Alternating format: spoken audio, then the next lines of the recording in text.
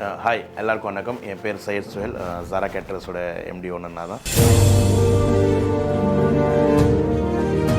So ஜாரா கேட்டரஸ் பார்த்திங்கன்னா basically ஒரு catering company. Past 10 இயர்ஸாக சென்னையில் பேஸ் பண்ணியிருக்கோம்.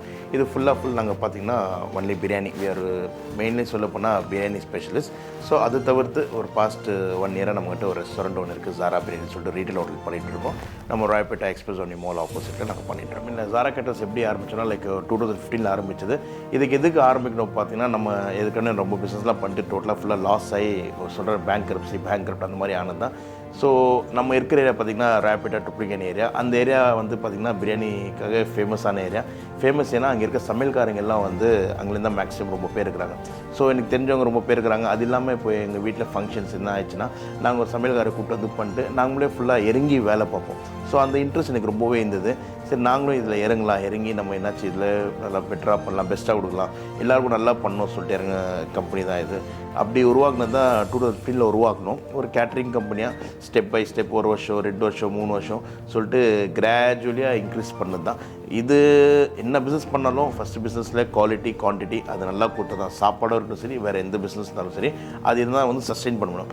அதே மாதிரி தான் நம்ம கொஞ்சம் லைட்டாக ஆரம்பித்து இன்றைக்கி ஒரு 2025 ஒரு நல்லா ஒரு வருஷத்துக்கு ஒரு 50-60 கல்யாணம் பண்ணிகிட்ருக்குறோம். பர்த்டே பார்ட்டிஸ் ஒரு 100-200 பண்ணிகிட்ருக்கோம். மாதம் ஒரு 30 நாள் 20 நாள் நாங்கள் பிஸியாக தான் இருக்கிறோம். ஸோ அது இதனால் வந்து சப்போர்ட் பார்த்திங்கன்னா நம்ம கொடுக்குற சாப்பாடு தரமாக கொடுத்து அது பண்ணிட்டு அதுக்கப்புறம் இப்போ ஒரு 6 மந்த்ஸாக ஒரு ரெஸ்டாரண்ட்டாக ஓப்பன் பண்ணியிருக்கோம். ஆக்சுவலாக எனக்கு ரெஸ்டாரண்ட் ஓப்பன் பண்ணுற ஐடியாவே இல்லை. ஏன்னா ஃபஸ்ட்டே ஒரு ரெஸ்டாரண்ட் ஓப்பன் பண்ணி பயங்கர லாஸு.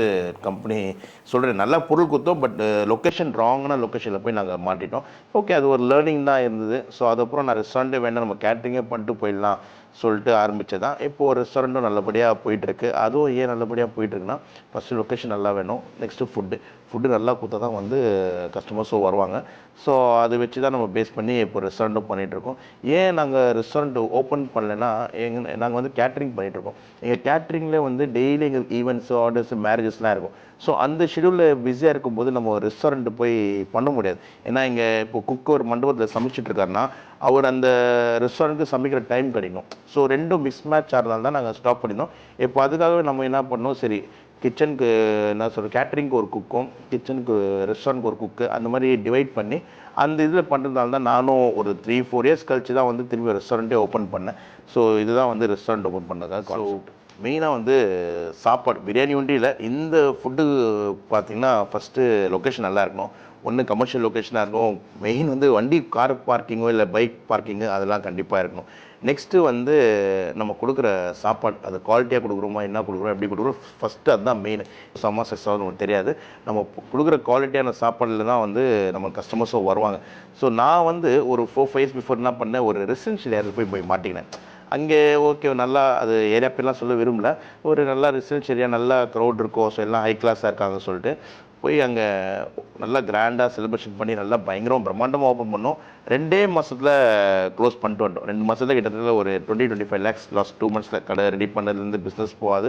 அது ஆக்சுவலாக எங்கள் ஃப்ரெண்டு ஒருத்தர் அப்ரோச் பண்ணாங்க, இங்கே பண்ணுங்கள் அங்கே போடுங்க சொல்லிட்டு. அவர் சொன்னார். ஆனால் நானும் அதை நம்பி போய் அந்த ஏரியாவில் போய் போட்டேன். ஆனால் அது டோட்டலாகவே கொலாப்ஸ் ஆயிடுச்சு. டே பை டே எப்போ இந்த கடை விட்டு வருவோம் சொல்லிட்டு இருந்தது.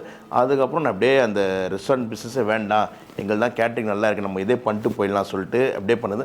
அதுக்கப்புறம் நான் திரும்பி என்ன பண்ணேன், இப்போ இந்த 2025 ஹைதராபாத் இஃப்தேரி மேலே சொல்லிட்டு கண்டக்ட் பண்ணேன். ஒரு நல்லா எம்டியான லேண்டில் ஒரு நல்லா ஹைதராபாத் ஃபுட்ஸ்லாம் ஃபஸ்ட் டைம் சென்னையில் தான் எடுத்துகிட்டு வந்தேன். அது போட்டு நல்லா பிரம்மாண்டமான பண்ணி அது ஹியூஜ் சக்ஸஸ். நானே நினச்சி பார்க்கல அந்த மாதிரி சக்ஸஸ் ஆகும் சொல்லிட்டு க்ளோஸ் பண்ணி இது ரெஸ்டாரண்ட்டாக மாற்றுங்க சொல்லிட்டு அந்த கஸ்டமர்லாம் எங்களுக்கு சப்போர்ட் பண்ணாங்க பாருங்கள். அந்த சப்போர்ட்டில் பண்ணி தான் இப்போ நான் ஓப்பன் பண்ணியிருக்க ரெஸ்டாரண்ட் ஜாரா பிரியாணி சொல்லிட்டு போயிட்டு நல்லபடியாக பை காட்ரேஸ் நல்லா போயிட்டுருக்கு. ஸோ அதான் சொல்கிறேன், ரெஸ்டாரண்ட்லாம் வந்து ஒன்று லொக்கேஷன் நல்லா இருக்கணும், நெக்ஸ்ட்டு ஃபுட்டு நல்லா இருக்கும். அது ரெண்டும் நல்லா இருந்தால் தான் வந்து அது சக்ஸஸ். இல்லைனா கண்டிப்பாக வந்து ரொம்ப ரெஸ்டாரண்ட்ஸ் ஓப்பன் ஆகுது, க்ளோஸ் ஆகிட்டு தான் போயிட்டுருக்கு. மெயின் ரீசன் எதுக்கு ஆகல, நல்லா ஃபுட்டு தர மாட்டாங்க யாரும், ஃபுட்டு தரனா க்ளோஸ் ஆகிடும். நெக்ஸ்ட்டு ஃபுட்ஃபால் இருக்காது. அந்த ஃபுட்ஃபால்னால் கண்டிப்பாக நம்மள இந்த பிராண்டு எவ்வளோ பெரிய பிராண்ட் தான் சஸ்டெயின் பண்ண முடியாது ஒன்ஸ் ஃபுட்டு நல்லா தரல. சார் பிரியாணினா ஃபஸ்ட்டு நான் இப்போ ஒரு 20 வருஷம் 25 வருஷம் முன்னாடிலாம் எப்போ ஒரு கல்யாணம் வரும் சொல்லி தான் எல்லாம் வெயிட் பண்ணிட்டுருப்பாங்க. அந்த கல்யாணம் வந்து நல்லா போய் பிரியாணி சாப்பிட்ணும், அங்கே தான் நல்லா பிரியாணி கிடைக்கும், பாய் வீட்டு கல்யாணம் எப்போ வரும் சொல்லிட்டு அந்த மாதிரி இருந்தது. எப்போ அந்த மாதிரி இல்லை. நீங்கள் காலைல 4 மணிக்கு விடிய காலையில் போனாலும் பிரியாணி கிடைக்குது, நைட்டு 12 மணிக்கு போனாலும் பிரியாணி கிடைக்குது, இந்த டைம் போனாலும் பிரியாணி கிடைக்குது. பிரியாணிக்கு இப்போ ஒரு வேல்யூ இல்லாமல் ஆயிடுச்சு. ஸோ அதான் என்ன சொல்கிறாங்க, எல்லாம் பாஸ்மதி ரைஸு நல்லா நீட்டமாக நல்லா இருந்துச்சுனால பிரியாணி இருந்துச்சு. அந்த மாதிரிலாம் எதுவுமே இல்லை. பிரியாணி பொறுத்தவரை அது பிரியாணி செய்கிறவன் செஞ்சால் தான் பிரியாணி. அது யாருன்னா பிரியாணி செய்ய முடியாது. செய்யலாம், அது அந்த குவாலிட்டி வந்துடும், அந்த டேஸ்ட் வருமா வரான்னு சொல்லிட்டு சொல்ல முடியாது. ஸோ அந்த மாதிரி எல்லாம் வந்து கிளம்பி வந்துட்டாங்க. பிரியாணி ரோடு கடையில் ஒரு பிரியாணி சொல்கிறேன், ஸ்ட்ரீட் ஃபுட் மாதிரி ஆயிடுச்சு. அவங்க மீனடியில் போட்டு விற்கிறாங்க. ஓகே, அவங்க பார்ட் ஆஃப் பிஸ்னஸ். பட் நல்லா பிரியாணி சாப்பிட்ணுன்னா தரமான மாஸ்டர் ஃபஸ்ட்டு வேணும். அந்த மாஸ்டர் தரமான இருந்தால் தான் வந்து பிரியாணி நல்லா இருக்கும். இப்போ நீங்கள் கல்யாணத்தை போய் சாப்பிடுங்க, அந்த பிரியாணி டோட்டலாக டிஃப்ரெண்ட்டாக இருக்கும். ஏன் அந்த பிரியாணி மற்ற இடத்துல கிடைக்காது. ஏன்னா வந்து அவங்க ஃபுல்லாக மேரேஜுக்கு பண்ணுறவங்க ஹியூஜ் குவான்டிட்டியில் பண்ணுறவங்க. அதனால வந்து அந்த பிரியாணி டேஸ்ட். இப்போ நீங்கள் ரொம்ப பேர் கடை திறக்கிறீங்க, திறக்கும் போது நீங்கள் கேஸில் வச்சு செஞ்சுக்கிறீங்க, அதெல்லாம் செஞ்சு அந்த டேஸ்ட் வருமா சொல்லிட்டு நம்ம சொல்ல முடியாது. ஸோ நல்ல ஒரு மாஸ்டர் அந்த மாதிரி இருந்துதான் நீ நல்லா பயப்படாமல் நல்லா இறங்கலாம். பிரியாணி பிஸ்னஸ் ரொம்ப நல்ல பிஸ்னஸ். அதுவும் வந்து நம்ம எப்படி கொடுக்கணும்னா, ஒரே டைமில் நீங்கள் ஒரு 20-30 கிலோ செஞ்சு வச்சுட்டு நைட்டுக்குள்ளே விற்காதீங்க. ஒரு 10 கிலோ டபரா செஞ்சு கொடுத்தீங்கன்னா அது பிரியாணி வந்து சூடாக சாப்பிட்டா தான் அது டேஸ்ட்டே வரும். இப்போ நீங்கள் 30 கிலோ பிரியாணி எடுத்துன்னு காலைல 12 மணி வைக்கிறீங்க, ஒரு 2 மணிக்குள்ளே ஒரு 15 கிலோ தான் விற்றுருக்கு. 15 கிலோ பிரியாணி அப்படியே ஈவினிங் வரை போனால் அந்த பிரியாணி டேஸ்ட் வராது, ஃப்ளேவர் வராது. பிரியாணி சூடாக சாப்பிட்டா தான் டேஸ்ட்டாக இருக்கும். ஸோ நான் சொல்கிற அட்வைஸ் என்னென்னா, அந்த கடையில் ஒரு 40 கிலோ 50 கிலோ போகுதுன்னா அது 3 ஸ்ப்ளிட் பண்ணிக்கோங்க. 15 into 3 போடுங்க. So 45 kgs. 12 மணிக்கு ஒரு பிரியாணி அனுப்பிச்சுடுங்க, திரும்பி காலியாக தான் 2 மணிக்கு ஒரு பிரியாணி கொடுங்க, திரும்பி சாயங்காலம் ஒரு 4-5 மணிக்கு ஒரு பிரியாணி தந்தீங்கன்னா அது வந்து கரெக்டாக போகும். ஸோ இதெல்லாம் வந்து ரொம்ப விஷயம் இருக்குது, அது ரொம்ப பேர் தெரிய மாட்டேங்குது, அப்படியே பிளைண்டாக பண்ணிட்டு போயிடுறாங்க. ஸோ நெக்ஸ்ட்டு வந்து மாஸ்டர் நல்லா வேணும். நல்லா மாஸ்டர் தான் நல்லா பிரியாணி கொடுக்கலாம். ஆனால் அந்த மாஸ்டர் கிடைக்கிறது கஷ்டம். ஏன்னா அவங்க அந்த மேரேஜ் அந்த கல்யாணத்தில் அதிலே பிஸியாக இருப்பாங்க. நீங்களும் செய்யலாம், அது நம்ம என்ன சொல்கிறோன்னா, அது என்ன நாங்கள் செஞ்சாலும் அந்த பிரியாணி மாஸ்டர் செய்கிற ஸ்டைலே தனி. கல்யாணத்தில் சாப்பிட்ற பிரியாணி டோட்டலாக டிஃப்ரெண்ட்டாக இருக்கும், கடையில் சாப்பிட்ற பிரியாணி டோட்டலாக டிஃப்ரெண்ட்டாக இருக்கும். ஏன்னா அந்த மாஸ்டர் தான். ஸோ இப்போது நாங்கள்லாம் வந்து எனக்கு இப்போது நம்ம மட்டும் செய்கிற மாஸ்டர்லாம், இப்போது அவங்க அப்பாவும் பிரியாணி மாஸ்டர், அவங்க தாத்தாவும் பிரியாணி மாஸ்டர். ஒரு 4-3 ஜென்ரேஷனாக வந்து 40-50 வருஷமாக இதே ஃபீல்டில் இருக்கிறாங்க. அப்படியே அந்த பக்குவம் வருது. இப்போ இன்றைக்கி பார்த்திங்கன்னா எல்லா புது பசங்களும் பண்ணுறாங்க. அப்ரிஷியேட் தான், நல்லா தான் பண்ணிட்டுருக்கீங்க, அதெல்லாம் இதில். பட் டேஸ்ட்டு அது கைப்பக்குவம்னு சொல்லிட்டு அது இருக்குது. இப்போது சிம்பிளாக சொல்கிறேன்னே, இப்போது ஃப்ரான்ச்சைஸி ரொம்ப பேர் 10 கடை 20 கடை 100 கடை சொல்லிட்டு திறகுறாங்க. ஆல் ஓவர் வேர்ல்டில் அங்கங்கே தமிழ்நாட்டில் திறகுறாங்க. இங்கே அதே கடையில் இங்கே பிரியாணி சாப்பிடுங்க, டிஃப்ரெண்ட்டாக இருக்கும். வேறு இடத்துல சாப்பிடுங்க, டிஃப்ரெண்ட்டாக இருக்கும். அது வந்து ஒரு எஸ்ஓபி இருக்குது, பண்ணுறாங்க. பட் இதே நம்ம கேஎஃப்சி மெக்டானல்ஸ்லாம் அவங்களாம் வந்து ஒரே சிஸ்டமாக ஃபாலோ பண்ணுறாங்க, வந்து ஃப்ரை பண்ணி கொடுக்குறாங்க. ஆனால் பிரியாணி அந்த மாதிரி இல்லை. அந்த கறி அதை ஊரில் கறி வேறு குவாலிட்டி இருக்கும், இந்த ஊரில் கறி வேறு குவாலிட்டியாக இருக்கும். ஸோ இதனால் வந்து ரொம்ப டிஃப்ரென்ஸ்லாம் வரும். ஸோ எனக்கு தெரிஞ்ச வரை நான் நினச்சோட 10 கடை திறக்கலாம், என்கிட்ட கெப்பாசிட்டி இருக்குது. ஆனால் வந்து கண்டிப்பாக என்னால் கொடுக்க முடியாது. இப்போ இங்கே சென்னையில் சாப்பிட்ற பிரியாணி நான் திரும்பி வந்து வேறு ஊரில் திருச்சி மதுரையில் என்னால் கொடுக்க முடியாது. ஏன்னா அந்த மாஸ்டர் வந்து இங்கே ட்ராவல் பண்ணிட்டு போக முடியாது. ஸோ அதெல்லாம் இருக்குது. அதே மாதம் நம்ம கறிக்கு வாங்கலாம் சொல்லி தெரியாது. கறி வந்து சென்னை கறி வேறையாக இருக்கும், வெளியூரில் கறி வேறையாக இருக்கும். அதெல்லாம் ஒன்ஸ் நம்ம அந்த இன்க்ரீடியன்ஸ்லாம் மாறினா அந்த டேஸ்ட்டே டோட்டலாக வந்து மாறும். அதனால நம்ம வந்து கேட்ரிங்கை நல்லா பண்ணிட்டு போயிடலாம், ஒரு அவுட்லெட் வச்சா நல்லா நீட்டாக பண்ணிட்டு போயிடலாம் சொல்லிட்டு நான் அந்த கான்செப்டில் தான் நான் பண்ணுறேன். ஸோ எனக்கு வந்து ஹோட்டல் பிரியாணியோட கேட்ரிங் பிரியாணி தான் எனக்கு ரொம்ப பிடிக்கும். ஏன்னா அது அன்றைக்கி வந்து அதோடய டேஸ்ட்டு தனியாக இருக்கும். நான் ஜஸ்ட் இதோ பண்ணுறேன்னா நம்ம கஸ்டமர் சப்போர்ட் நீங்கள் பண்ணுங்கள் சொல்லிட்டு அந்த சப்போர்ட்டில் தான் நான் அந்த பிஸ்னஸ் பண்ணிட்டு நல்லபடியாக பண்ணிட்டு போயிட்டுருக்கேன். இன்றைக்கி பார்த்திங்கன்னா டேட்டு 30 டிசம்பர். இன்றைக்கி வந்து ஆடு தொட்டி ரேட்டே வந்து 780 ரூபா கறி விலை. 1 கிலோ கறி வந்து 780 ரூபா. நாங்கள் எல்லாம் ஆடு தொட்டி தான் கறி எடுக்கிறோம். ஸோ 780 ரூபா இருக்கும்போது நம்ம கடையில் 150 ரூபாய்க்கு பிரியாணி மட்டன் பிரியாணி எப்படி விற்கிறாங்க தெரியல, 180 ரூபாய்க்கு மட்டன் பிரியாணி எப்படி விற்கிறாங்க தெரியல. எனக்கே வந்து டோட்டலாக கன்ஃபியூஷனாக இருக்குது. ஒரு பிரியாணி நம்ம நல்லா ஹோட்டலில் போய் சாப்பிட்டா 300 ரூபா 350 ரூபா. ஹோட்டல்லே வந்து கலப்படம்லாம் இருக்குது. அதே கல்யாணத்தில் அந்த மாதிரி அவங்க பண்ண மாட்டாங்க. ஸோ கல்யாணத்தில் வந்து நல்ல குவாலிட்டியாக கொடுத்தா தான் பண்ண முடியும். ஸோ ரொம்ப பேர் 150 ரூபா பிரியாணி போடுறது, 200 பிரியாணி போடுறது, அது ஃபஸ்ட் குவாலிட்டியாக செகண்ட் குவாலிட்டியாக. கறியிலே ரொம்ப கறி வருது, ஐஸ் கறி வருது, வெளியூர்லேருந்து ராஜஸ்தான்லாம் வருது. அப்புறம் பாடை சொல்லுவாங்க, கண்ணுக்குட்டி மாதிரி இருக்கும். சொன்னப்போனால் காஃப், அது மாட்டுக்கறி, அதுவும் வந்து மட்டன் சொல்லிட்டு ரொம்ப பேர் வந்து பண்ணிகிட்ருக்காங்க. ஸோ பிஸ்னஸ் பண்ணுறவங்க எப்படின்னா பண்ணலாம். ஒரு ஏரியா போனோன்னா அந்த ஏரியாவில் வந்து மட்டனும் வேஸ்ட் ஆகிடும். அந்த மாதிரி அந்த பாடை கண்ணுக்குட்டி சொல்லுவாங்க. அந்த கறியெல்லாம் வந்து 400 ரூபா 450 ரூபாலாம் கிடைக்குது. ஸோ இதெல்லாம் இருக்குது பிஸ்னஸில் பொறுத்தவரை. அதான் சொல்கிறேன், 150 ரூபா 180 ரூபா 200 ரூபாய்க்குலாம் மட்டன் பண்ணி எப்படி கொடுக்குறாங்க எனக்கே ஆச்சரியமாக இருக்குது. ஸோ நான் சொல்கிறது ஒரே என்ன சொல்ல விரும்புகிறேன்னா, நல்ல பொருளாக கொடுங்க. நல்ல பொருள் கொடுத்தா உங்களுக்கு நல்ல பேர் வரும். நல்ல பேர் இருந்தால் உங்கள் பிஸ்னஸும் நல்லா போகும். நீங்கள் சம்பாதிக்கணும்னு சொல்லிட்டு இறங்கி நினச்சி பண்ணிங்கன்னா, நல்ல பொருள் கொடுக்கணுன்னா காஸ்டிங் ஹையாக இருக்கும். அது ரொம்ப பேருக்கு தெரிஞ்சவங்க அதை யூஸ் பண்ணுவாங்க, தெரியாதவங்க இல்லை பிஸ்னஸ் மைண்டட்லேயே பண்ணணும்னா அது பிஸ்னஸாகவே அது பண்ணிட்டு போயிடுவாங்க. நம்ம எப்படின்னா பண்ணலாம். அது நான் வந்து சொல்கிறேன் சம்பாதிக்கணும்னு சொல்லிட்டு நினச்சி நான் இறங்கி பண்ணல. நான் எனக்கு பேர் வரணும், அதுக்காக தான் நான் வந்து இறங்கி பண்ணுறேன். நான் ஒரு அட்வைஸ் பண்ணுறேன் எல்லாருக்கும், பிஸ்னஸ் பிரியாணி கடை யார் தந்தாலும் நல்லா பண்ணாலும் நல்ல பொருள் கொடுங்க. நல்ல பொருள் கொடுத்தீங்கன்னா பொருள் நல்லா இறங்கும். நல்லா இறங்கிச்சுன்னா ஆட்டோமேட்டிக் கஸ்டமர்ஸ் ரெடி நமக்கு வருவாங்க. சார் ஃப்ரான்ச்சைஸி வந்துட்டு நான் தப்பே சொல்ல மாட்டேன் சார். ஃப்ரான்ச்சைஸி வந்து நம்ம நெக்ஸ்ட் லெவலுக்கு மூவ் பண்ணோன்னா நம்மகிட்ட அந்த கெப்பாசிட்டி இருக்குது, பொட்டென்ஷியல் இருக்குது, நம்மகிட்ட டீம் இருக்குன்னா நம்ம இறங்கி பண்ணலாம். அந்த ஃப்ரான்ச்சைஸி நம்ம கொடுத்தோன்னா அவங்களுக்கும் அந்த சப்போர்ட் நம்ம கொடுக்கணும். எப்படி நம்ம ஃபஸ்ட்டு கடை நம்ம உருவாக்கும் போது நம்ம இறங்கி வேலை பார்த்தோமோ அதே மாதிரி அந்த மற்ற கடைக்கும் அவங்க எல்லாம் இறங்கி வேலை பார்க்கணும். அப்போ தான் அந்த ஃப்ரான்ச்சைஸி மாடலும் செட் ஆகும். ஸோ எல்லா ஃப்ரான்ச்சைஸி இப்போ பெரிய பெரிய அவுட்லெட்ஸ் தான் இருந்தாங்க ஒரு 10 வருஷம் முன்னாடி. பெரிய பெரிய பிரியாணி ஜம்புவாங்கல் அப்புறம் வெஜ் ஹோட்டலில் அவங்களாம் ஃப்ரான்ச்சைஸி எவ்வளோ கடையெல்லாம் வந்து ஓப்பன் பண்ணாங்க. இன்றைக்கி அவங்களது 1-2 கடை தான் இருக்குது. ஏன்னா வந்து அதான் சொல்ல குவாலிட்டி சார். அதான் நான் சொன்னேன், இங்கே இருக்க சமைக்கிற மாஸ்டர் அங்கே சமைக்க முடியாது போயிட்டு. இங்கே இருக்க சாப்பாடு சேம் குவாலிட்டி அங்கே வராது. ரீசன் என்ன? குவாலிட்டி தான். அந்த குவாலிட்டி இல்லைன்னா அந்த என்ன பெரிய நீங்கள் பிராண்டாக இருந்துருங்க இதனாலும் போகாது. பெரிய பெரிய பிரியாணி இப்போது எக்ஸாம்பிள் நம்ம சரணா பவன் இருந்தது வெஜ் ஹோட்டலில் ஒரு 15 years 20 years முன்னாடிலாம் இங்கே போனாலும் சரணா பவன் இருந்தது. இப்போ சரணா பவன் இருக்கா? இல்லை. ஏன்? மெயின் ரீசன் என்னென்னா மாஸ்டர்ஸ் ஒரு ஆள் தான் வந்து ஒரு இடத்த சமைச்சு அந்த டேஸ்ட் கொடுத்து அந்த பேர் ஆகிட்டான். அதே மாஸ்டர் எல்லாம் 10 இடத்துல கொடுப்பான்னு சொல்லிட்டு சொல்ல முடியாது.